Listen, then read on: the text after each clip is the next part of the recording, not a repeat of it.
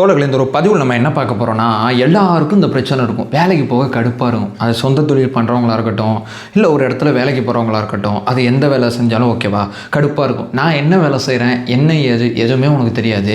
எப்படி வேலைக்கு போகிற பிரச்சனையை சரி பண்ணுறது அப்படிங்கிறத உன்னால் எப்படி போட முடியும், எப்படி நீ எனக்கு சொல்ல முடியும் அப்படின்னு சொல்லி கேட்டிங்கன்னா, எனக்கும் இந்த கடுப்பு இருந்துச்சு. நானும் ஏகப்பட்ட வீடியோக்கள் பார்த்தேன்.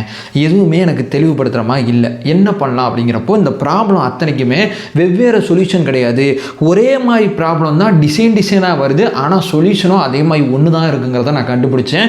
இந்த ஒரு மேட்ரு எல்லாருக்குமே கிளிக் ஆகும். கண்டிப்பாக அது வந்து இந்த மைண்ட் செட்டில் இருந்தாங்கன்னா எல்லாமே ஓகே ஆகும்னு எனக்கு தோணுச்சு. அதனால தான் இந்த வீடியோவில் நம்ம ஷேர் பண்ண போகிறோம். உற்சாக வணக்கங்கள். வாங்க பதிவுக்குள்ளே போகலாம். இப்போ முதல் விஷயம் தோழர்களே, வேலைன்னு எடுத்துக்கிட்டிங்கன்னா 2 வகையான வேலை தான் இருக்குது. ஒன்று பொருளை உற்பத்தி பண்ணுறது, அது எந்த பொருளாக இருந்தாலும் சரி. இப்போ விவசாயிகள் வந்து விவசாயம் சார்ந்த பொருட்களை உற்பத்தி பண்ணுறாங்க. ஒரு சினிமாவில் நடிக்கிறவங்க, அந்த சினிமாவை இயக்குறவங்க, இவங்களாம் என்ன பண்ணுவாங்கன்னா அந்த சினிமா சார்ந்த பொருளை தயாரிப்பாங்க. இப்போ நான் யூடியூப்பில் கண்டென்ட் கிரியேஷன் சொல்லி ஒரு வீடியோ ஒன்று தயாரிக்கிறேன். இல்லை நீங்கள் வந்து ஒரு தொழிற்சாலை வேலை பார்த்தீங்கன்னா அந்த தொழிற்சாலையில் அந்த எந்த தொழிற்சாலை வேலை பார்க்குறீங்களோ அது சார்ந்த பொருட்களை தயாரிப்பாங்க. இப்படி எல்லாருமே ஏதோ ஒரு வகையில் ஏதோ ஒரு பொருளை இந்த உலகத்துக்கு தேவைப்படுற பொருளை தயாரிக்கிறாங்க. அந்த தயாரிக்கிற பொருளை விநியோகம் பண்ணுவாங்க.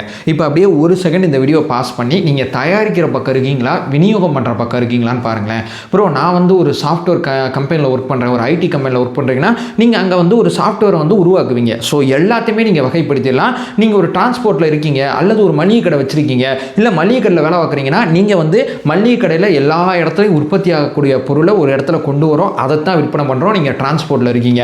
அப்படியே நீங்கள் பிரிச்சிடலாம். ஒன்று உற்பத்தி செக்டாரு, இன்னொன்று பார்த்தீங்கன்னா விநியோகம் செய்கிற செக்டார். அப்படிங்கிறது மட்டும் ஒரு பாயிண்டில் வந்துருங்க. நீங்கள் எந்த பாயிண்டில் இருக்கீங்கிறத மீண்டும் ஒரு முறை சொல்கிறேன், கன்ஃபார்ம் பண்ணிங்க. ரைட்டா? இதை அப்படியே தள்ளி வச்சுருங்க. கன்ஃபார்ம் பண்ணியாச்சு. காலைல எந்திரிச்சோன்னே இந்த வேலையை போய் செய்யணுமா அப்படிங்கிறது நம்ம மைண்டில் இருக்குது. அப்போது நம்மளோட திங்கிங் பேட்டர்னு, இந்த வேலையோட முக்கியத்துவம் நமக்கு புரிஞ்சுன்னா இந்த வேலையை நம்ம வந்து தள்ளி போட மாட்டோம்.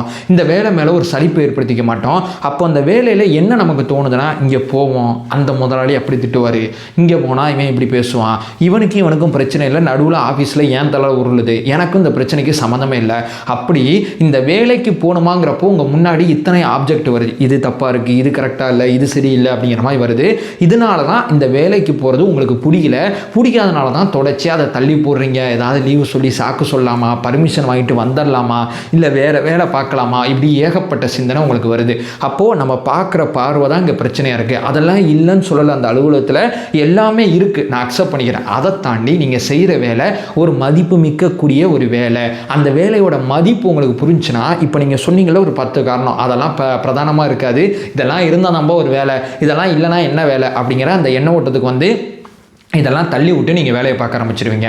நீங்கள் ஒரு உற்பத்தி செக்டாரில் இருக்கீங்கன்னு வச்சுக்கலாமே. ஒரு சினிமா எடுக்கிறவங்களாம் நீங்கள் பார்த்துருக்கீங்களா? சினிமாவில் நடிக்கிறவங்க, சினிமா வந்து அந்த இயக்கம் செய்யக்கூடிய அந்த இயக்குனர்கள், இவங்கள்ட்டலாம் பேசி பார்த்தீங்கன்னா அந்த பொருளை பற்றி அப்படி பேசுவாங்க. நாங்கள் இப்படி ஒரு சினிமாவை எடுத்தேன், இந்த சீன் இப்படி க்ளோஸ்அப் வச்சேன், அப்படி எடுத்து அப்படி நிப்பாட்டினேன், ஹீரோக்கு இப்படி ஒரு எலிவேஷன் கொடுத்தேன் அப்படின்னு அவங்க சொல்லும் போது அந்த சினிமா அதை லட்சக்கணக்கான பேர் பார்க்க போகிறாங்க, கோடிக்கணக்கான பேர் பார்க்க போகிறாங்க. அவங்க வாழ்க்கையில் ஒரு 2 மணி நேரம் அவங்க நிம்மதியாக இருக்கிறதுக்கு நான் சப்போர்ட் பண்ணுறேன்யா அப்படி எண்ண ஓட்டத்தில் சினிமாவில் வேலை செய்வாங்க.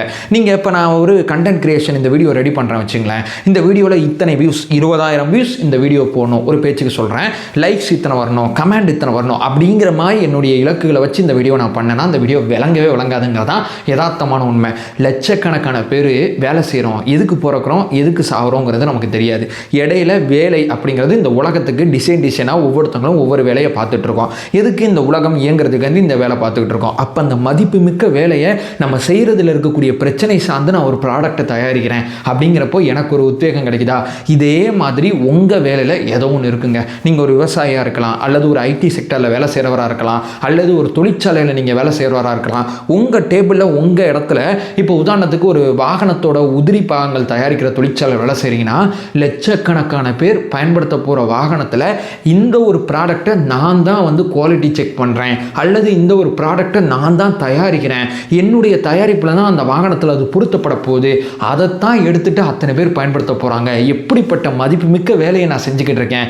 ஏன் ஒரு முதலமைச்சர், ஒரு அமைச்சர்கள் இவங்க மட்டும்தான் மதிப்புமிக்க வேலை பார்க்குறாங்களா? ஏன் இந்த வேலைக்கு ஒரு பெரிய ஆர்வம் இருக்குன்னா, அவங்களுக்கு முன்னாடி சைரன் வச்ச வேன் போகும், அவங்க ஒரு சைன் பண்ணாங்கன்னா அதுக்கு பெரிய மரியாதை இருக்குது, அவங்க ஒரு விஷயம் வந்தாங்க போனாங்க நின்னாங்கன்னா அதுக்கு ஏகப்பட்ட புரோட்டோகால் இருக்குது, அவங்க வேலை மதிப்புமிக்கதாக இருக்குதுனால அந்த வேலையை அவங்க உத்வேகமாக செஞ்சுக்கிட்டு இருக்காங்க.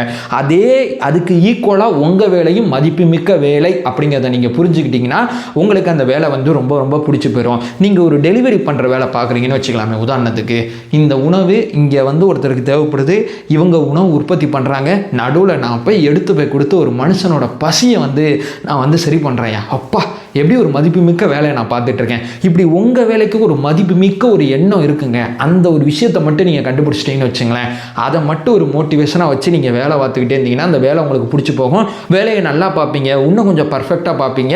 அடுத்த விஷயம் உங்கள் வாழ்க்கையில் என்னென்ன நடக்கணுமோ அத்தனையும் நடக்கும் அப்படிங்கிறதான் யதார்த்தமான உண்மை.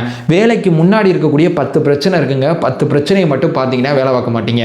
அந்த வேலைனால விளைய போகிற கண்ணுக்கு தெரியாத ஒரு பயன் இருக்குது, அந்த பயனை கண்டுபிடிங்க. அந்த பயன் இந்த வேலையை செய்ய வைக்கும் அப்படிங்கிறதான் நான் இங்கே சொல்ல வர்ற மேஜரான விஷயம். அதை மட்டும் சொல்லிட்டு இந்த வீடியோ நான் எண்ட் பண்ணிக்கிறேன். நம்ம சேனலை ஃபர்தராக ஃபாலோ பண்ணிங்கன்னா நம்ம முக்கியமாக எது மனித வாழ்க்கை, இந்த வாழ்க்கைக்கு எது தேவை, எப்படி விஷயங்கள்லாம் ஹேண்டில் பண்ணால் எப்படி சொல்யூஷன் கிடைக்குது, இந்த மாதிரி மதிப்புமிக்க உரையாடல்களை நம்ம நிகழ்த்திக்கிட்டு இருக்கோம். தேவைப்படுறவங்க சப்ஸ்கிரைப் பண்ணி தொடர்ந்து சப்போர்ட் பண்ணுங்கள். நம்மளோட ஒரே நோக்கம் அறியாமை அகற்ற வேண்டும், அறியாமை அகற்றப்பட வேண்டும். Thank you so much.